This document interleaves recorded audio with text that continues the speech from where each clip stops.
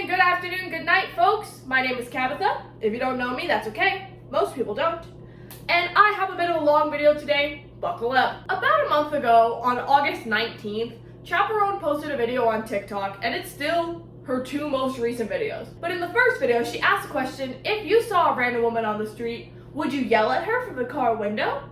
Would you harass her in public? And in the follow-up video, she stated this: I don't care that abuse and harassment, stalking, whatever, is a normal thing to do to people who are famous or who are a little famous. Now, this video that she posted did remind me of a book I read back in March named YN by Esther. YN is a surrealist novel by Esther that focuses on K-pop fandom spaces and the obsession that brews within it. Through the novel, we can clearly see the details that make Korean pop special, of course, but we can also see the obsession that rules over the community and afflicts everything in it. I gotta give you guys a plot breakdown first.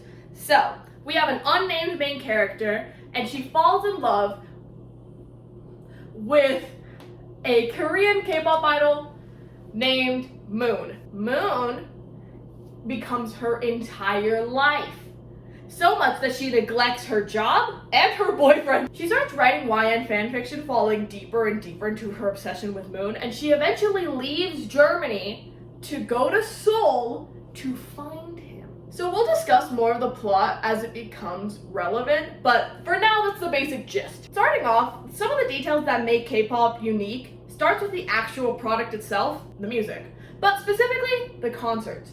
K-pop concerts have a certain level of theatricality that Western artists don't really have currently. And I'm not talking about like Taylor Swift, I'm talking about your basic concert that you go to. Bruno Mars is a good example of this. Ed Sheeran, where they're just kind of singing on stage, playing an instrument sometimes. While there's a certain level of theatricality that K-pop idols are expected to achieve through dance, through staging, through special effects, it's a whole shebang. It's a different kind of concert. But along with the theatrics being heightened at K-pop concerts, fan interactions are also very heightened. Think about someone like Taylor Swift, for example, where she only has a few moments like during a song or in between songs to like interact with her fans. K-pop concerts have like 10-minute long sessions where the members just talk. Sometimes they talk for a long time in between songs, okay? That is a way for them to engage with their audience and to engage with their fans. They have a lot more opportunity to than someone who has every beat marked out, like Taylor, like maybe Olivia. And Esther Yi touches on concerts in the first chapter. The first chapter, we find out that the main character isn't a fan of them before they go. She got tickets from like her friend or something. And she saw Moon dance and she was immediately entranced by him. It got to the point where she started pushing people out of the way so she could get closer to the stage so that for a single moment in time, I would be all that he saw. It's happening on page 10, by the way. This is already concerning behavior from our main character because, mind her, she was not a fan of this before. So if she's already pushing past people at this concert, it begs the question, what will she do to be noticed by this idol? After she pushed through literally every other fan, he left the stage and she said, and I quote, "Hunger pierced me. I wanted something. I wanted all of it. But I didn't dare want Moon. Because if it was that simple, it would also be that impossible." This incurable need, this incurable hunger for him is what drives her the rest of the novel. But this also allows her to make crazier decisions and lapse to the judgment that she wouldn't have made otherwise. So another couple of details that Yi really nails on the head are Pacific and cup sleeves. If you are unaware, Pacific is a Korean skincare brand that often partners with K-pop idols to sell its products, right? Some fans will purely just buy the products just because their faves have endorsed it, because their faces are on the packaging. Sometimes they're not even holding the products. Like if you go to Pacific's Instagram, they're currently partnering with ATEEZ. They're not even holding the products on the first slides with them. You have to scroll down a little bit to see it. But usually along with the product, you'll get exclusive photo cards that only Pacific has. So that means if you're a collector, you are spending hundreds of dollars on skincare that you didn't know you needed until now. unless you join a group order, which is referred to as a go, in which you can select like a specific member to get their photo cards and their products. But that's still spending a lot of money on skincare that you didn't really think that you needed beforehand. But in this novel, the main character assumes that the collaboration with the unnamed skincare brand implies love and care for their fans, saying they wanted to make the world a better place, and that began with my enlarged pores. It's not a huge detail in the work itself, but it does provide credibility to show that Yi knows what she's talking about. She understands the small things that most K-pop enjoyers, most K-pop fans regularly subscribe to. She knows that Pacific is a big part of a lot of K-pop spaces, and so she incorporates it into her world, adding a certain level of authority and knowledge that we didn't get otherwise. Another detail that Yi really uses to state her authority is cup sleeve events. Now, a cup sleeve event is basically where like a small cafe, local K-pop store will host events for specific K-pop groups, whether it be to like celebrate a new comeback or a member's birthday, or even just to have like a community event so that people from that community can get together in person and have tangible like connections and stuff. The main character goes to one of these cup sleeve events, but she feels kind of embarrassed, saying that it was like going to the sauna, except our naked bodies were identical, which made the embarrassment recursive and pointless. And yet, she still felt embarrassed. She still felt the shame, and it lingered for the rest of the novel. Her going to that cup sleeve event allows her to be a part of the community who all like the same thing she does, and yet she feels uncomfortable with it because she wants to be the only person who loves him. She has a bit of an individuality complex. Going to the cup sleeve event in the novel is very important because it is the only time in the novel where we see her engage with other people in her community. And we see her reaction to it, which is discomfort, shame, embarrassment, and she isolates herself for the rest of it. But this triggers her need to be seen as different and as more than just a fan by him in order to be perceived, to be seen as intriguing by him, which propels her to leave Germany and go to South Korea in the first place. It's one of the big triggers in my personal opinion.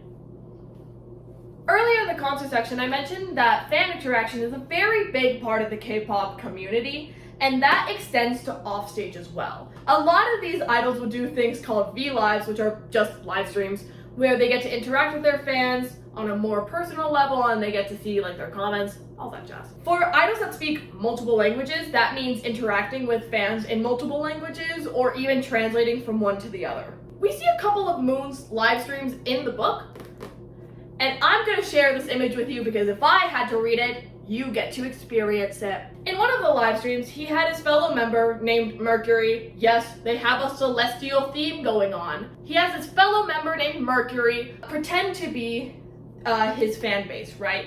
And so he encouraged the fans on the live streams to flood the chat with questions, things that they want to tell Moon, all that stuff, in order to like have a conversation with him. And it doesn't go well, obviously not. One person asks, is there a part of you that isn't beautiful? In which Moon responds, my cuticles. And then Mercury does this. Mercury bent his head over Moon's hands and pushed back one cuticle after the other. He tore out excess bits of skin and made a little pile. Then he sprinkled the bits into his mouth and chewed.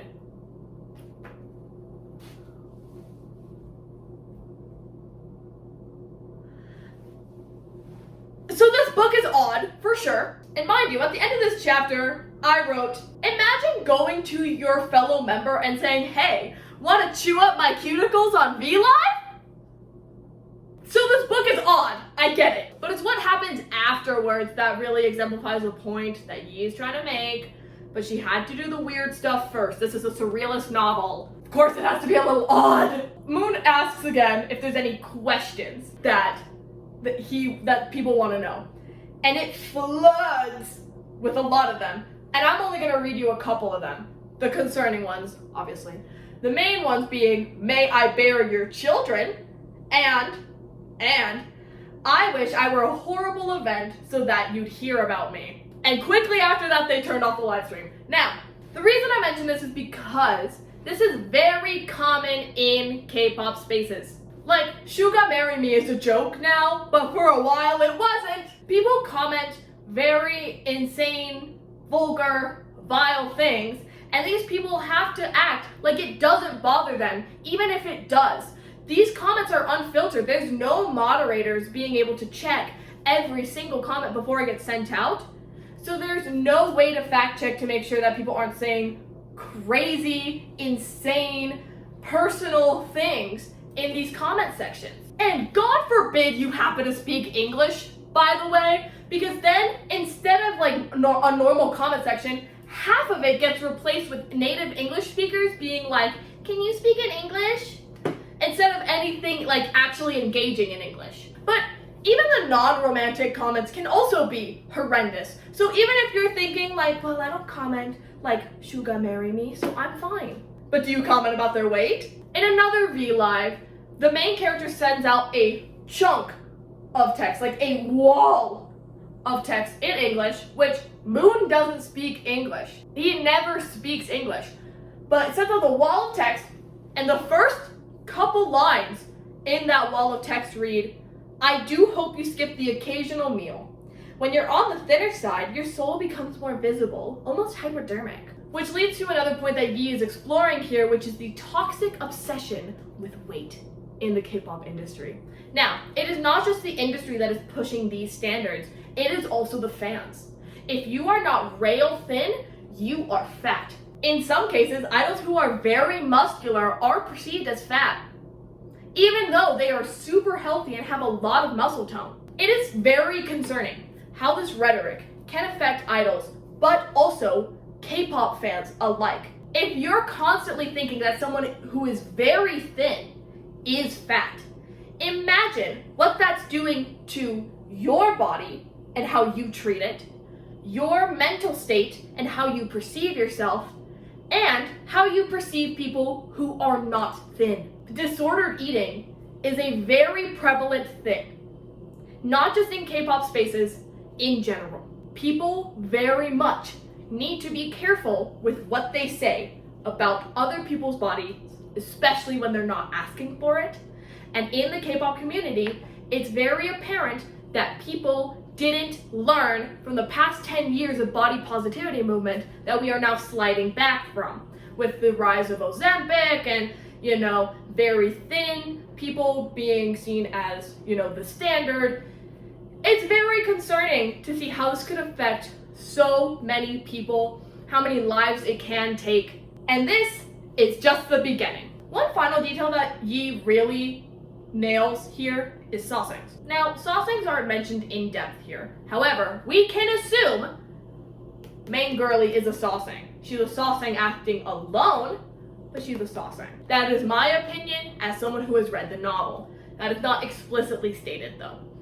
If you don't know what a sasaeng is, it is basically a Korean word to describe a fan who is obsessive to a Korean celebrity or idol to a degree where it invades their privacy, mainly including stalking. Sasaengs believe that any interaction with their idol is good interaction. And even if you're spending thousands of dollars on tickets, on meet and greets, on fan calls, that is good for you. That's what makes you a good fan. Just because sasaeng is a Korean word, not every sasaeng is Korean. In this novel, we get a lot of foreigner perspective as opposed to Korean perspective. So we're mostly going to be talking about foreign sasaengs here. In the novel, this presents as a foreign man obsessed with Moon who has a map of all of the undercover spots that he likes to hang out at, not publicly. In real life, this can look like sasaengs obtaining personal flight informations and sitting next to the people that they're obsessed with. Hey, by the way, this happened yesterday. And here's the worst part. I know even if I had waited a week, more relevant sasaeng stories would have come out. It is constant. It is never ending. It also can look like sasaengs breaking into, allegedly, a member's hotel room. All information in this case is alleged until an actual court case comes out and we get the actual facts. Awesome, great. On August 20th, 2023, an American NCT fan posted videos on Twitter in allegedly one of the members of NCT's hotel rooms. Once posted, SM, which is the entertainment company that NCT falls under, SM responded saying that they were going to take legal action, and the fan went to her university's legal team saying that she was gonna get them for harassment and misinformation of not only SM, but the people on Twitter. And look, stalking and harassing celebrities is not a foreign concept in the West, okay? We know with cases like Christina Grimmie and Selena, what can happen when unchecked fans turn deadly. BT Dubs, Yolanda Sandoval comes out next year! K-pop has not had a case like that yet. However, with how scary saucings are becoming and how little action different entertainment companies are taking, it is very concerning to witness from a pond over. However, when it comes to obsession, one doesn't become a saucing overnight. Oh no. K-pop's underbelly feeds on parasocial relationships. A parasocial relationship is a one-sided relationship from usually a celebrity to a fan, where one person feels a lot more connection to the other because it is one-sided. The main issue with parasocial relationships is that one party knows a lot more about the other party, which allows closeness and connection on one side and not the other. K-pop's main business practice builds off of parasocial relationships. Think of any K-pop group and what variety show they have. These variety shows allow you to get to know the members better and their personalities more, but these aren't fully authentic personalities. However, the images that you see of these people are heavily manipulated and edited by not only the company, not only the industry, but by themselves as well. As far as the company goes, you have to have a squeaky branded image that is appealing to fans. And they have to make sure that those personalities are not only profitable, but engaging to the audience, right? That is a part of the industry's job. But as far as individuals go, you have to seem appealing to a camera with a version of your personality. Am I saying that all K-pop people, all K-pop idols are faking their personalities for money? No, absolutely not. However, how authentic can you really be when they're shoving a camera in your face constantly? I'm saying I couldn't be authentic all the time. If someone's having a bad day, they can't let that show. They have to film that content regardless. And they have to be their normal, branded, profitable self. The main character in this novel forms a very deep and personal parasocial relationship with Moon, which can lead her to make some really rash judgment calls. One of these rash judgment calls is her moving from Germany to South Korea. When we start the novel out, she's living in Berlin with her boyfriend, Masterson. Now, she is not explicitly happy, but she's not like, I need to leave Germany as soon as I can and go to South Korea for personal reasons. Why would it ever be that? And then Moon enters her life, and then everything becomes Moon. Everything becomes Moon to the point where her now ex-boyfriend gives her a pamphlet to a Zoom therapist who specializes in obsessive relationships with non-receiving participants. In the first session, the therapist said that she's not in love. You're a fan. Boring, lethargic, overfed. If you really loved him, you'd be in Seoul right now. You'd be walking the streets day and night in search of him. In which I annotated right next to it and said, no, don't give her ideas. Because you know what immediately she did after? She closed the Zoom window and booked a one-way ticket to Seoul. Bad therapist. And this is about a quarter into the novel, and we have already lost any logical thought. She is Korean American, but she doesn't speak that much Korean. Moving to another country basically on a whim is something that her brain accepts as logical and rational, even when it's not. It's not. Oh my god. So another facet of this obsession that Yi explores here has to deal with their age gap. So Moon is the youngest of his group. He's the maknae, right? And he's 20 when we meet him. The main character is 29. That is almost a 10-year age gap. And listen, I hope that that's not very common for you, but I have seen way too many comments being like, my teenage daughter got me into X group. I bias youngest member. He's so hot. So I want you to think of examples of some youngest members in K-pop, some of them debuting when they were minors. So for example, easiest ones are like Nikki from ENHYPEN or like Haerin from New Jeans. See the comments that actual adults left on their videos, whatever, saying borderline pedophilic things about them while they were minors. It's unfortunately very common, and it's very scary. The explicit theme of she's much older than him isn't explored heavy-handedly, so like by this point in the novel, by like page 138, it's not really mentioned anymore, but we learn about their age gap on page 8. So we know from that point on that they're at different maturity levels and that they're at different life status achievements based solely on their age gap. The main reason she biases Moon is because of his neck. I'm being completely serious. It's because of his neck. She describes it as disturbing, which is funny, I'm not gonna lie. She describes him as the boy with the disturbing neck, which is very funny. It's very funny until it's not. Because on page 5 of this novel, we get her saying this. It was the neck that disturbed me. Haha, so funny. Long and smooth, it implied the snug containment of a fundamental muscle that ran down the body all the way to the groin where, I imagined, it boldly flipped out as the This is on page 5. Overall in the novel, the obsession with Moon isn't inherently romantic or but first impression 100% is. And it only gets worse. After she finds him and traumatizes him a little bit, she sees it. I'm being serious, she sees it. She spies on him and she sees it. She sees the thing I'd always wondered about. And at no point does she ever consider that Moon is a real person with real feelings and real opinions. Because to satiate her knowledge, that was enough. It only took stalking him and invading his privacy to do so, but to her though, it was worth it. Because obsession doesn't take no for an answer.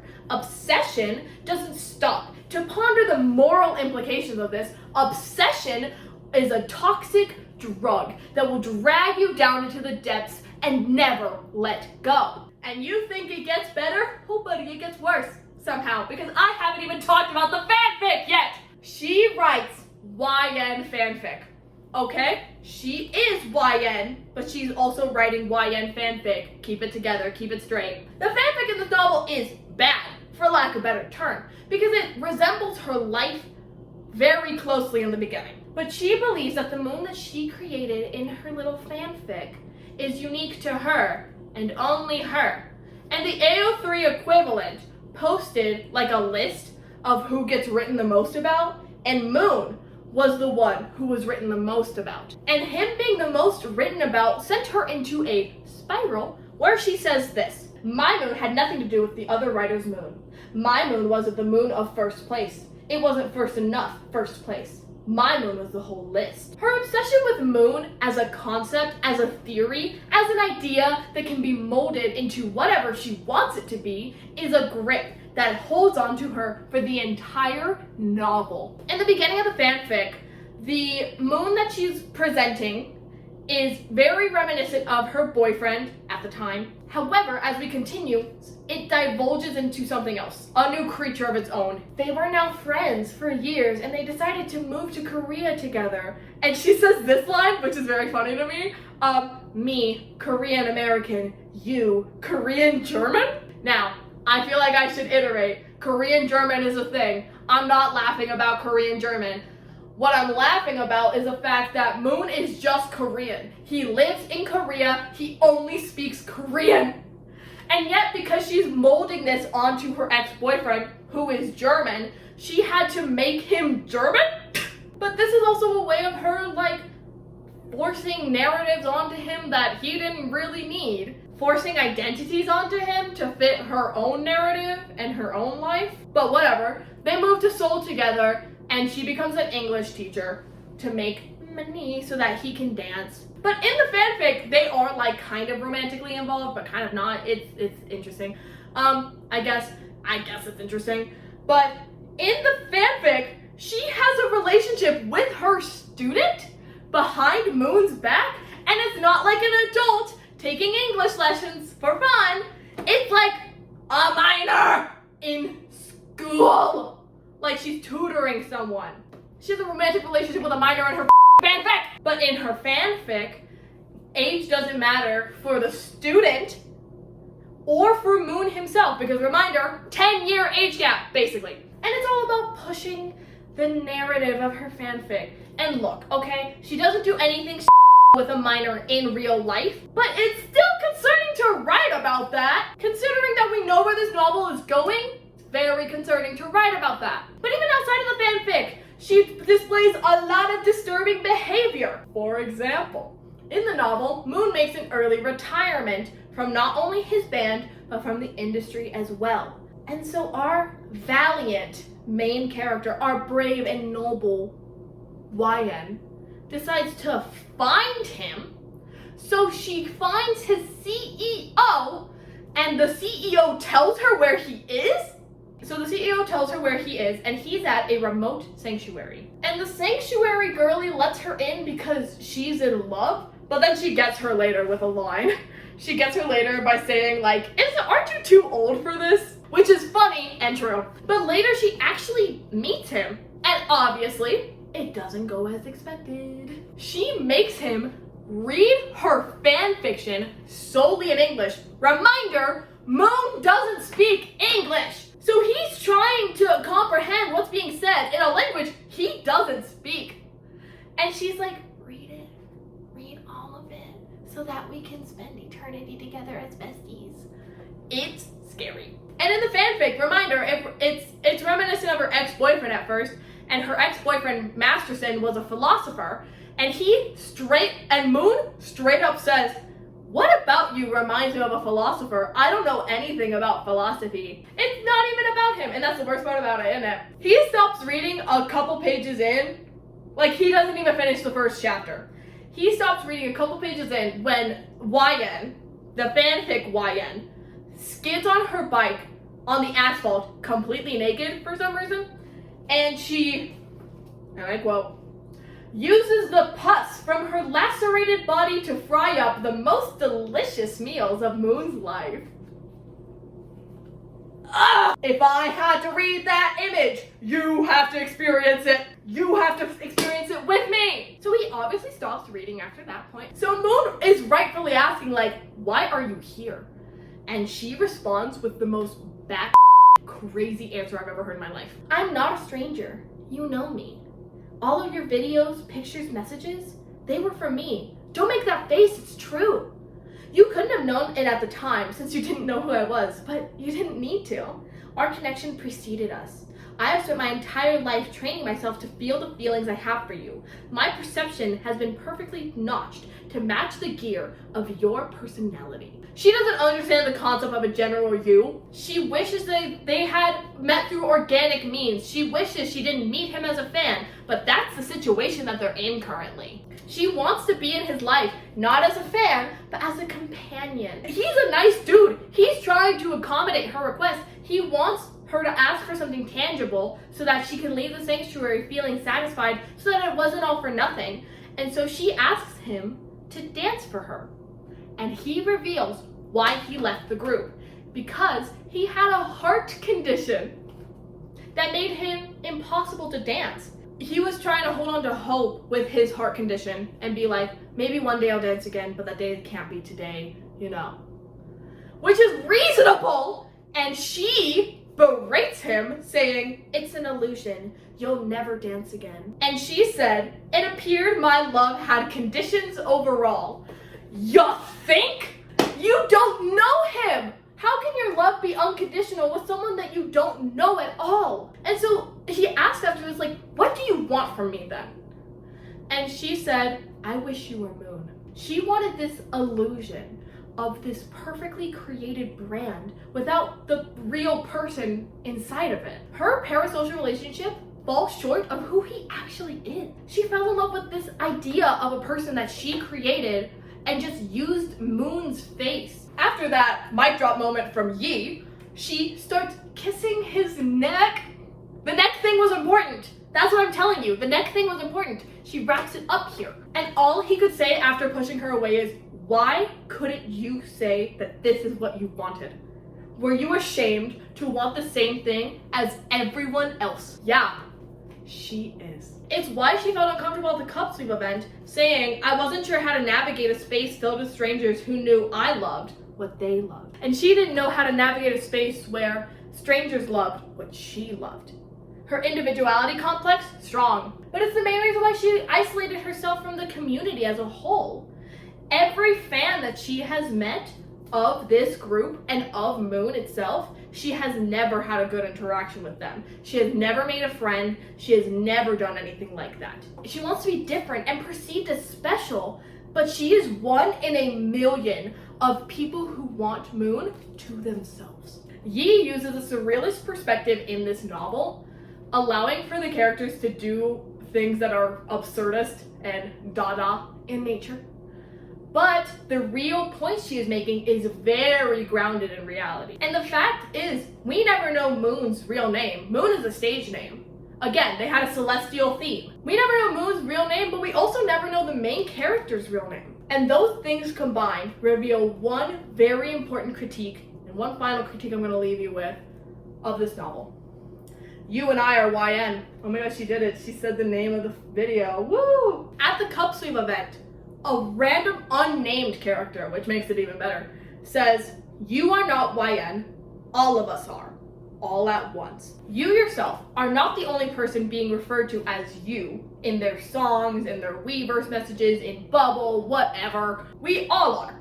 That's the point. There's a big importance on community in K-pop spaces because those are the people that are going to give you the love and connection that you seek as an individual, not the actual artists themselves. I have met some of my best friends in the world through K-pop spaces, and yet if you isolate yourself from them, the only connections you are going to be able to make are parasocial ones. I'm not saying that communities are gonna help you from being parasocial or from being like obsessive.